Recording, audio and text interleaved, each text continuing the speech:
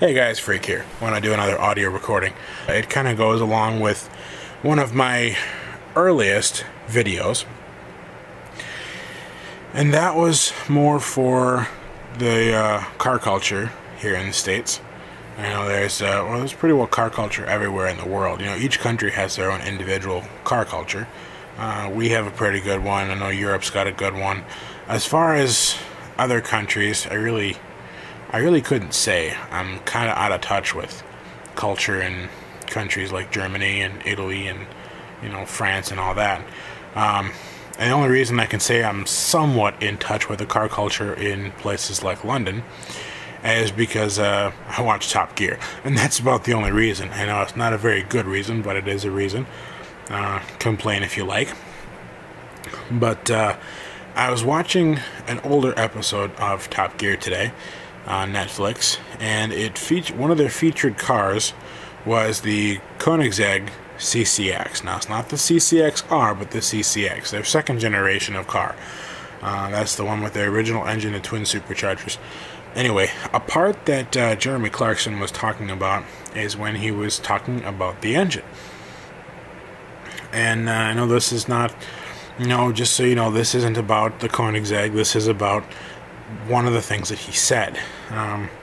The line that he said was, it was about the horsepower of the car. He said it had 800 horsepower, and that was on the, and I quote, limp-wristed fairy liquid the Americans call petrol. And that kind of got me to thinking, why is it apparently more, why is gas apparently more combustible, more explosive over in Britain? So I got on the internet and did a little bit of research, and one of the common things that I found is, well, first of all, I found a difference in words. You know, I mean, in America we say it's gas or gasoline. If it's diesel, it's diesel, of course, fuel. But over in London, they call gas petrol. I mean, they all have different words for, a lot of different things, but it's the slang. It's the slang that gets developed. We have our own, in fact, in every part of the country here, different corners of the country, each section of the country has their own slang. The Midwest, we have our own. New York, I'm sure they have theirs. In fact, I know they have theirs. I've been there. Down south, they have their own. Californians have their own. And I'm sure other states have developed their own as well. It's all part of the language. You develop your own slang, but that's not what I'm talking about. And get back to point.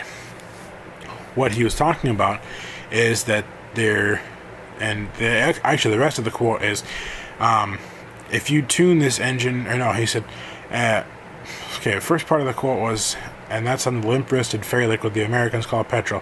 Second part of the quote was, if you run this on the more explosive jungle juice we have here in Britain, you'd be getting 850.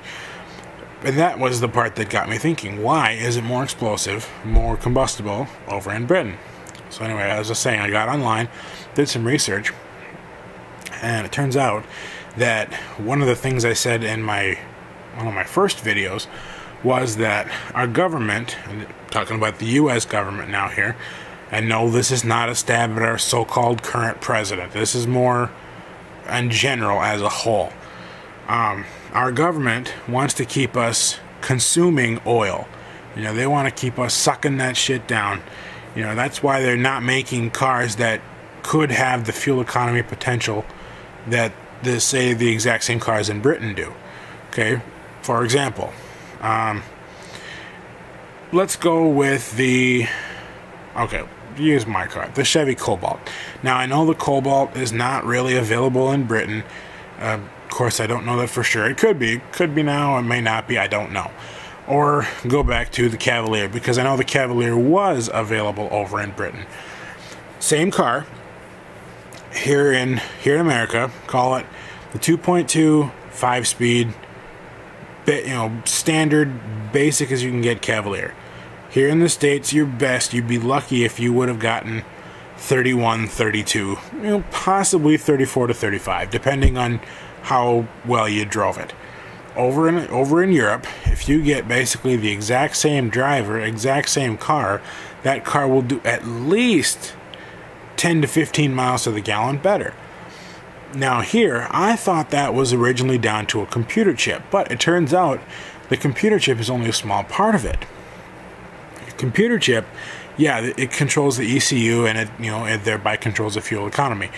The other part of it is that Jeremy Clarkson was right.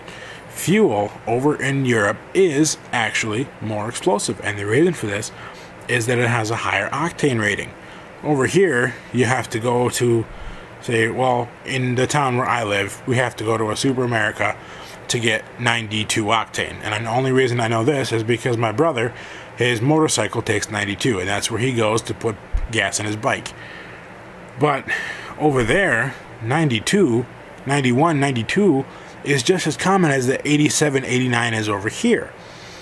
Now, see, that raises the question, why, if it's chemically the exact same, why is it a higher octane rating for their government when it's, as it is, the higher octane rating for them than it is for us? There we go, got it out.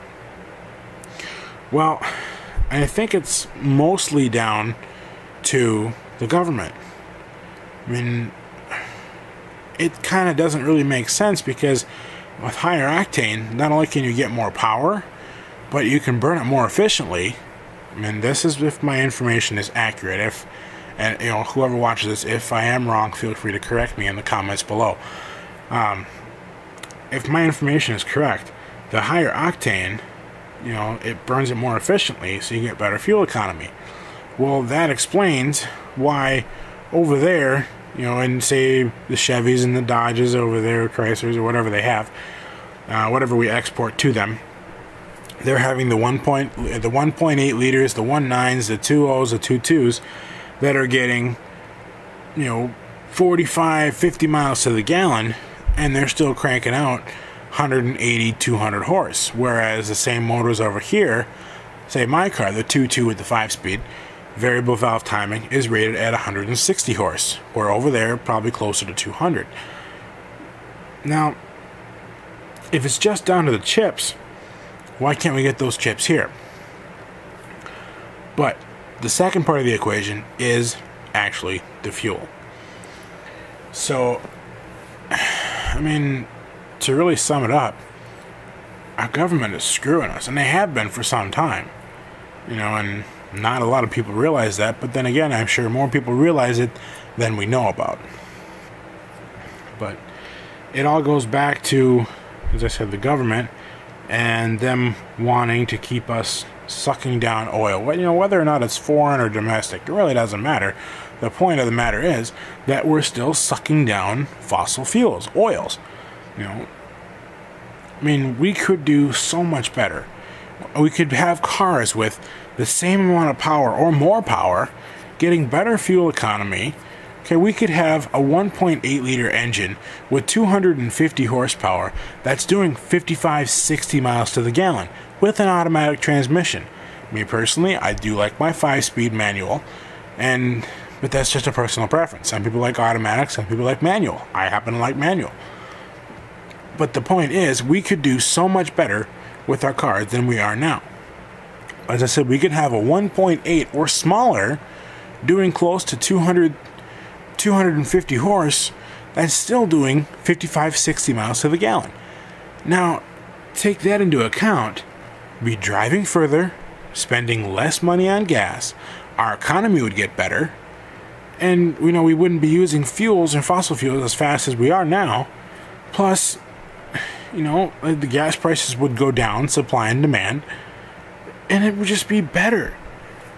I mean, if our government, and taking recent events into account, such as, government bailouts of banks and auto industries, if it really wanted it to get better, they could do it no problem. But the problem is they don't want it to get better.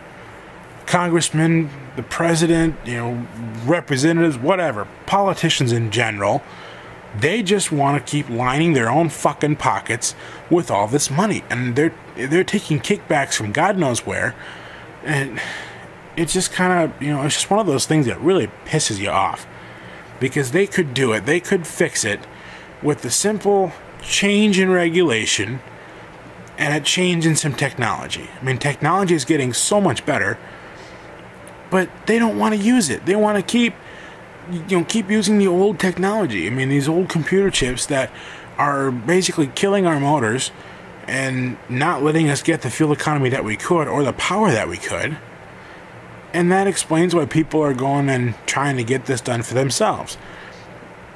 An example of this would be a different style of intake. People are modifying their cars so they can get more power, but the challenge is, unless they do it right, they're not getting more fuel economy.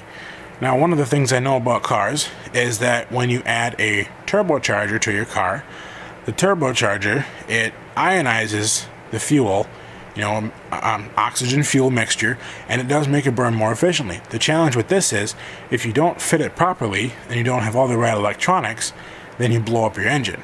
Well, the thing about turbos is that you can't just go to a junkyard, pull a turbo off an old turbo diesel, slap on your car, and call it turbocharged. You need the oil coolers. You need all the extra technology to make it work. A decent turbo kit will cost you about 10 grand. Well, that's 3 grand less than I paid for my car. That's like buying a second car. So, if they don't want us to be spending all this money, if they want if they want our economy to get better as they say they do, well, it could be so much easier. They could change it, they could change the regulation, change the computers, and start with the auto industry. Decent sized engines, say 2 liter 4 cylinders, non-turbos, naturally aspirated motors, getting 45-50 miles to the gallon, which most of them don't. My 2.2 has, the best I've ever seen is 35. And even these smaller cars like the new Chevy Sonic, or hell, even the new Chevy Spark. The Chevy Sonic's engines are 1.8 naturally aspirated and 1.4 turbos. They're still only doing 41, 42 on the highway. Well, the general consensus is the smaller the engine, the better the fuel economy. Well, sorry, pal, but that's not always true. You gotta kind of take everything else into account. And I'm sure the automakers know this. They're just restricted by the government. But anyway, I just thought that was interesting. I wanted to share it. And as I said, it is true what he said, that, gas is more explosive over in Britain because of the higher octane regulation by the government. And there again, it's just one more thing. The government has their thumb on us, trying to control us, and they're doing it from behind the scenes, so 90% of people don't even know what's happening. So anyway, well, I think that is enough for tonight. It is definitely after midnight, and I have to be up early, so I am the Freak. It's been another Ramblin Rant, and we will catch you guys next time. Who's watching? Tell me who's watching? Who's watching me?